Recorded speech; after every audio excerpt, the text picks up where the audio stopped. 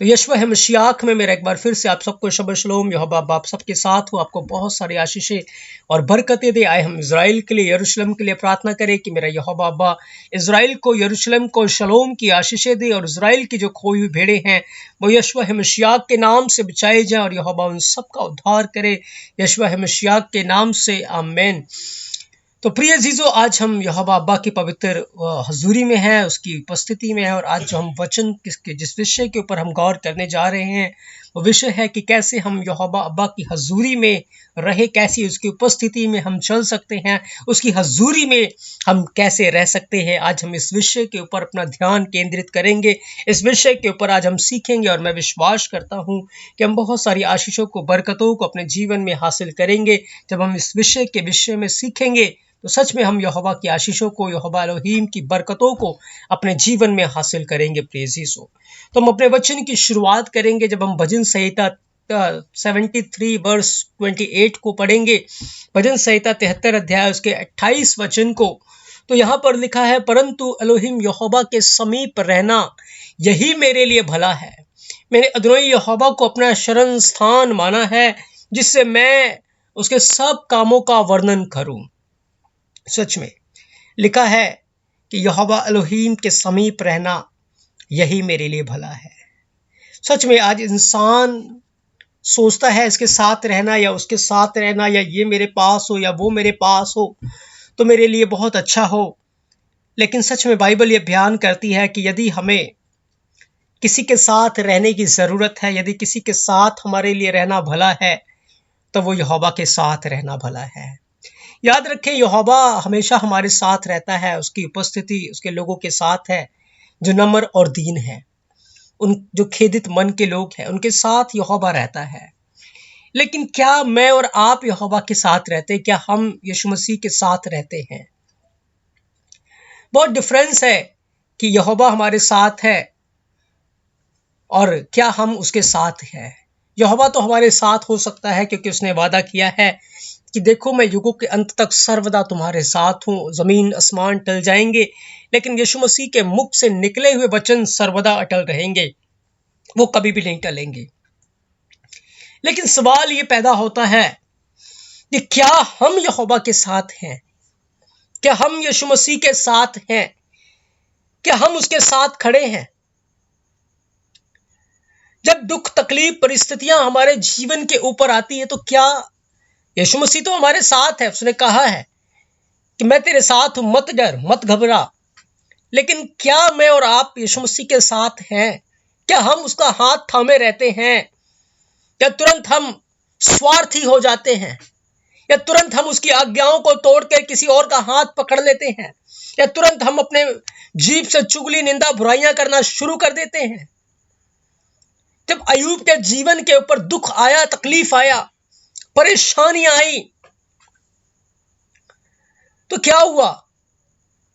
यहोवा तो अय्यूब के साथ था और अय्यूब भी यहोवा के साथ था।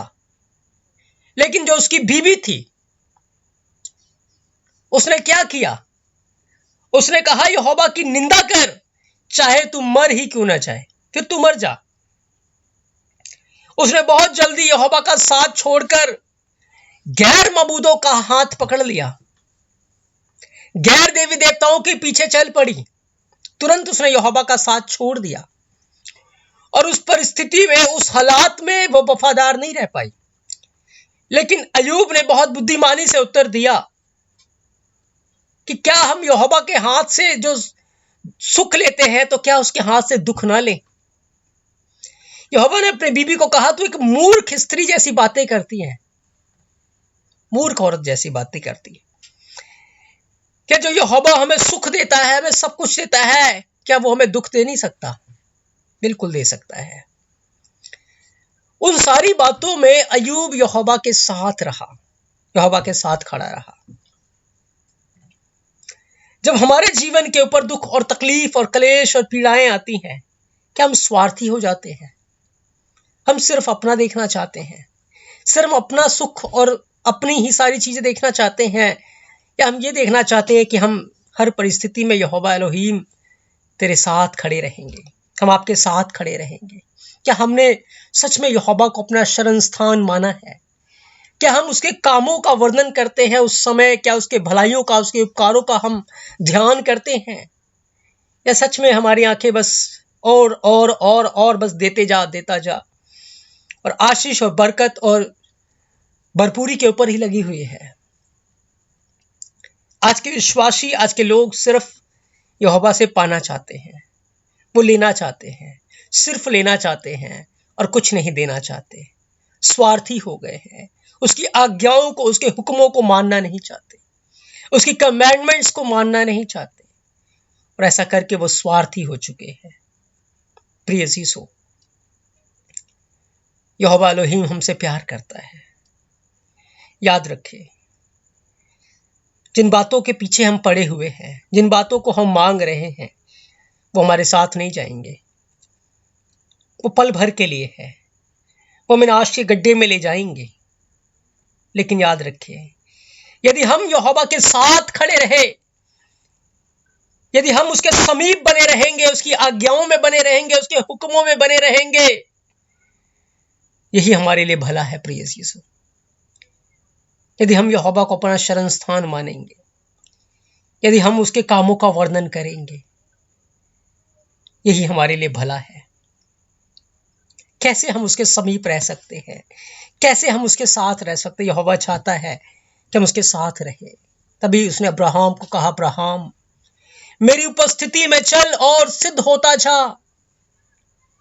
जब अब्राहम 99 साल का हो गया, उत्पत्ति 17 अध्याय पहले वचन में यहोवा एलोहीम ने अब्राहम को दर्शन दिया और कहा, मेरी उपस्थिति में चल और सिद्ध होता जा। मूसा को कहा, मैं आप चलूंगा और तुझे विश्राम दूंगा।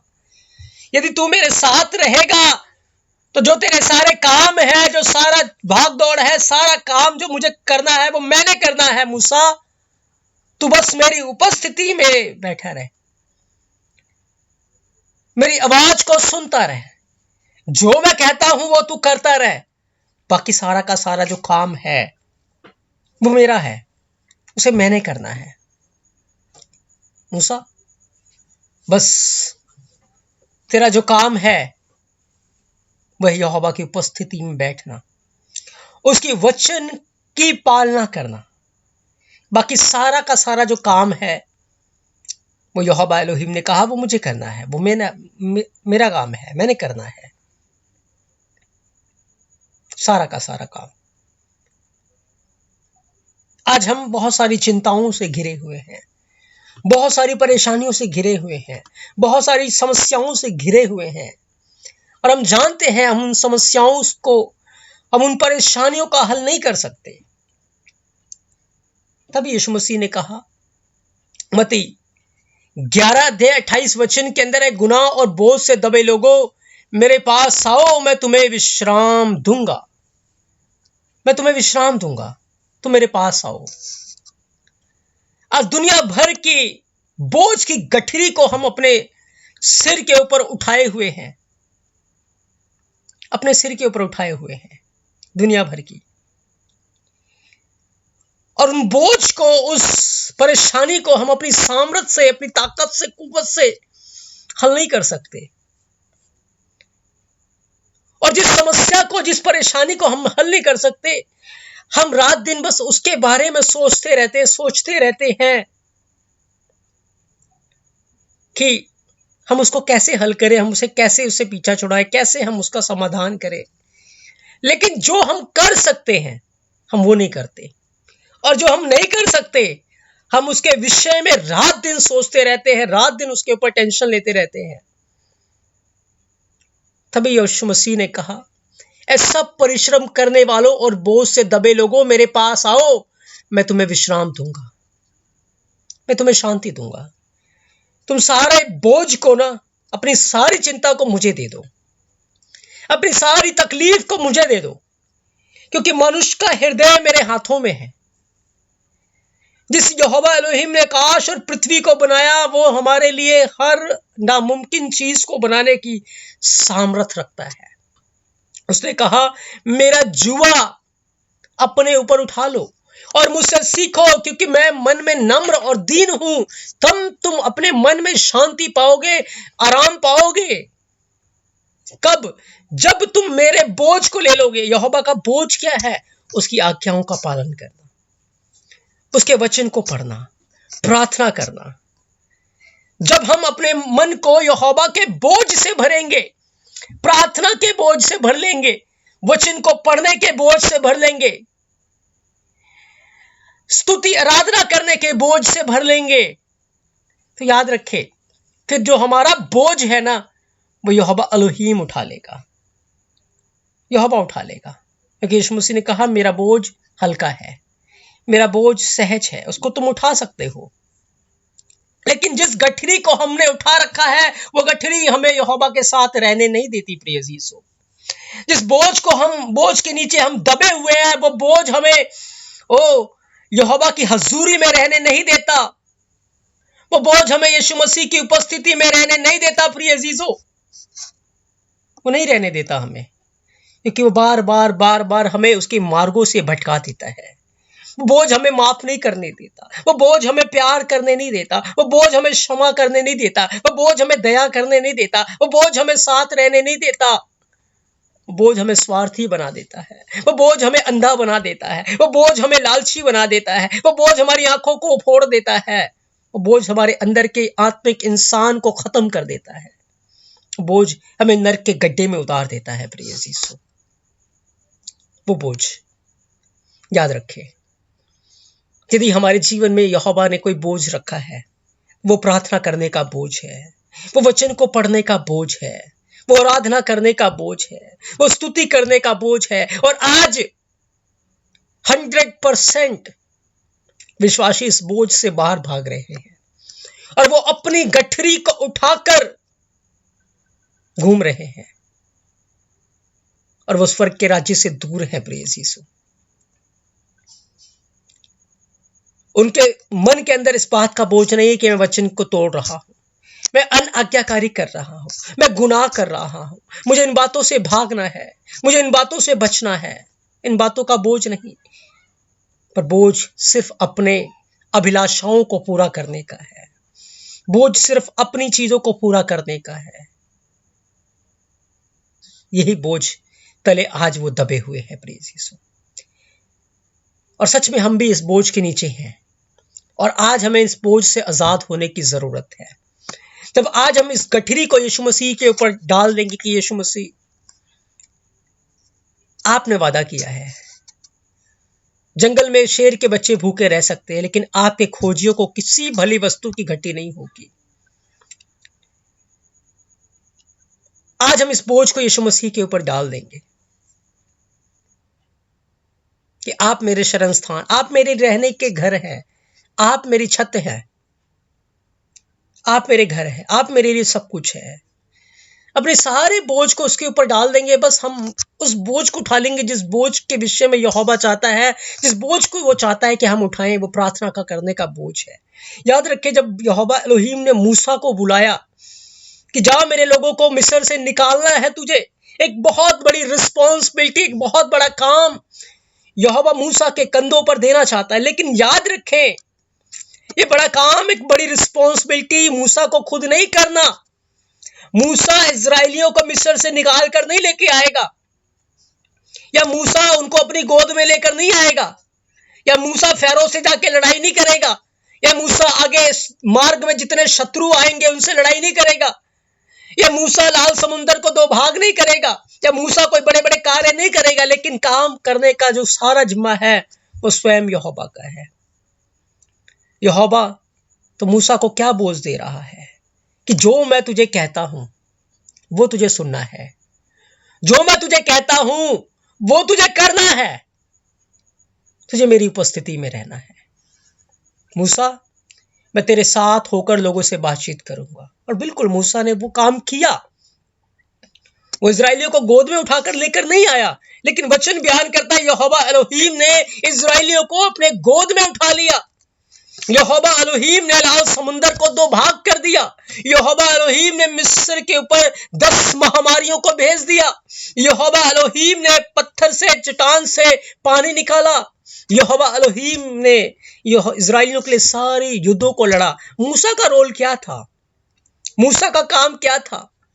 बस प्रार्थना करना, बस उसकी उपस्थिति में रहना, बस उसकी आज्ञाओं को, उसके वचनों को सुनना और मानना। मूसा का रोल क्या था? बस इतना सा रोल था, इतना सा रोल।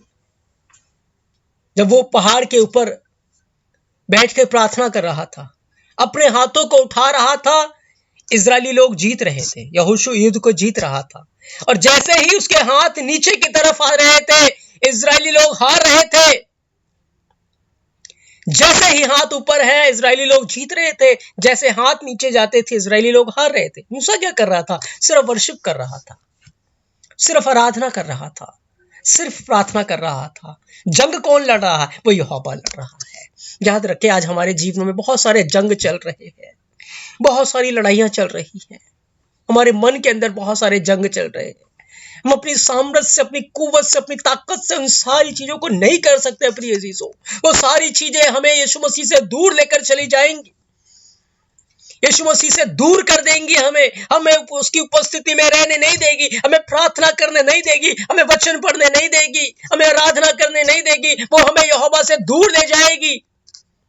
आज उस गठरी को उतार कर यीशु मसीह को दे दीजिए और प्रार्थना के बोझ को ले लीजिए, वचन को पढ़ने के बोझ को ले लीजिए, आराधना करने के बोझ को ले लीजिए, स्तुति करने के बोझ को ले लीजिए। आप अपने मन में शांति पाएंगे, आप अपने मन में आराम पाएंगे। और आपकी जो लड़ाई है, आपके जो काम है, यहोवा सफल करेगा, यहोवा सफल करेगा। यीशु मसीह उसको सफल करेगा। जैसे वो मूसा के साथ रहा, वो आपके साथ रहेगा। जैसे वो यहोशू के साथ रहा, वो आपको साथ रहेगा। इंसान आपको धोखा दे देंगे, इंसान आपको छोड़ जाएंगे, इंसान आपके साथ खड़े नहीं रह पाएंगे, क्योंकि हर इंसान सिर्फ अपने कंफर्ट को देखता है, अपने आराम को देखता है। वो हमारे दुख सुख में हमारे साथ नहीं खड़ा रह सकता, नहीं रहता वो। आज बाइबल तो बयान करती है कि हमें रहना है, लेकिन आज लोग दुख सुख में साथ नहीं रह सकते, नहीं रह सकते। लेकिन कोई यदि हमारे साथ है तो हमारा एलोहीम यहोवा है। वो हमारे साथ खड़ा है, वो हमारे साथ रहता है, लेकिन हम उसके साथ नहीं हैं। इसीलिए बाइबल में लिखा है कि यहोवा के साथ रहना ही मेरे लिए भला है, उसके समीप रहना मेरे लिए भला है, क्योंकि वो मेरा शरण स्थान है, वो मेरा ऊंचा गढ़ है। याद रखें, मूसा प्रार्थना करता है। जब कोई उसकी बुराइयां करता है, मूसा प्रार्थना करता है। जब कोई उसके खिलाफ बलवा करता है, वो बलवा करने नहीं जाता, पर वो यहोवा की ओर देखता है। जब कोरा और दतान ने बलवा किया, कोरा और दतान ने मूसा के खिलाफ बगावत की, तो मूसा ने जाकर उनसे लड़ाई नहीं की जैसे आज के विश्वासी करते हैं। वो लड़ाइयां करते हैं, वो झगड़े करते हैं। कोई उनके खिलाफ एक बोलते हैं, वो चार बोलते हैं, वो बहुत सारी बातें करते हैं। लेकिन मूसा क्या करता है? मूसा यहोवा की ओर देखता है। यहोशू क्या करता है? वो यहोवा की ओर देखते हैं। फिर यहोवा उनके दुश्मनों को सजा देता है। कोरा और दतान को जमीन निगल गई प्रिय यीशु, और जिंदा ही उनका पूरा घर बार नरक में उतर गया। आज हम खुद अपना बदला लेने में लगे हुए हैं, खुद एक दूसरे को सबक सिखाने में लगे हुए हैं, खुद एक दूसरे से ऊंचा उठने में लगे हुए हैं, एक दूसरे को गिराने में लगे हुए हैं, एक दूसरे से अच्छा बनने में लगे हुए हैं। याद रखिए, याद रखिए, ये काम हमारा नहीं है। ये सारे काम हमें यहोवा की उपस्थिति से दूर ले जाते हैं प्रिय यीशु। ये सारे काम हमें उसकी हजूरी से दूर ले जाते हैं और हमें पाप की दलदल में गिरा देते हैं। इसलिए आज इस गठरी को उतार दीजिए, अपने अंदर से इस सारे पाप की गठरी को, बुराई की गठरी को निकाल कर आज अपने आप को प्रार्थना के बोझ से भर दीजिए। आज अपने जीवन को वचन को पढ़ने के बोझ से भर दीजिए। आज अपने जीवन को आराधना के लिए तैयार करें। उसका आना बहुत निकट है, उसकी उपस्थिति बहुत शीघ्र आने वाली है। रैप्चर के दिन बहुत करीब है प्रिय यीशु। कोई भी इस गठरी के साथ उसके राज्य में नहीं जा पाएगा। जिस गठरी को छोड़ देगा और यीशु मसीह के बोझ को अपने ऊपर ले लेगा, उसके जुए को अपने ऊपर ले लेगा, उसके राज्य में चला जाएगा। सच में आज जिस बोझ के नीचे आप दबे हुए हैं, आज वो बोझ यीशु मसीह के ऊपर डाल दीजिए और अपने दुश्मनों को माफ करें, अपने सताने वालों के लिए प्रार्थना करें, अपने दुश्मनों को प्यार करें जैसे यीशु मसीह ने हमें सिखाया है, और अपनी सारी चिंता उसके ऊपर डाल दीजिए। वही आपको देखेगा, वही आपको सहारा देगा, वही आपकी हर जरूरत को पूरा करेगा, वही आपके साथ हर दुख सुख में साथ खड़ा रहेगा। वो आपके साथ है। आप उसकी आज्ञा का पालन करें, एक दूसरे को माफ करें, एक दूसरे को क्षमा करें। जो भी अंदर बदले की भावना है उसको निकाल दीजिए, जो भी अंदर बुराई की बातें हैं उसे निकाल दीजिए और यहोवा की ओर देखिए, वो आपको संभालेगा प्रिय यीशु। और उसके बोझ को आज ले लीजिए, इससे आप उसकी हजूरी में रह पाएंगे। आज हमारा विषय है कि कैसे हम यहोवा की हजूरी में रहें, कैसे हम उसकी उपस्थिति में रहें। यहोशू को क्या कहा, लिखा है, जैसे मूसा यीशु मसीह के पास चला गया, यहोवा यहोशू के पास आया और कहा कि अब यहोशू तुझे वो काम करना है जो काम करने के लिए मैंने मूसा को चुना था। बस तुझे क्या करना है, इतना हो कि तू हियाब बांध कर और बहुत दृढ़ होकर जो व्यवस्था मेरे दास मूसा ने तुझे दी है उन सब के अनुसार करने की चौकसी करना, और उससे न दाएं मुड़ना न बाएं मुड़ना, तब तू जहां जहां जाएगा तेरे काम सफल हो जाएंगे। बस इतना सा काम है कि आज हम अपने जीवन को प्रार्थना में लौलीन करें, आज अपने जीवन को वचन में लौलीन करें, अपने जीवन को आराधना में संगति में लौलीन करें। इतना सा काम आज हमें अपने जीवन में करना है, और सारा का सारा बोझ जो गठरी है वो यीशु मसीह आप हमारे जीवन से दूर कर देगा। सारी की सारी चिंता वो खत्म कर देगा और आपको अपने आनंद से, अपनी शांति से भर देगा प्रिय यीशु। यहोवा आपको बहुत सारी आशीषें और बरकतें दे। आज के वचन के द्वारा मैं विश्वास करता हूं कि आपने बहुत सारी आशीषों को, बरकतों को अपने जीवन में हासिल किया है कि हम यहोवा एलोहीम की उपस्थिति में कैसे रहें। आज हमें अपनी गठरी को अपने जीवन से उतारना है और यीशु मसीह के बोझ से अपने जीवन को भरना है, क्योंकि उसका बोझ हल्का है।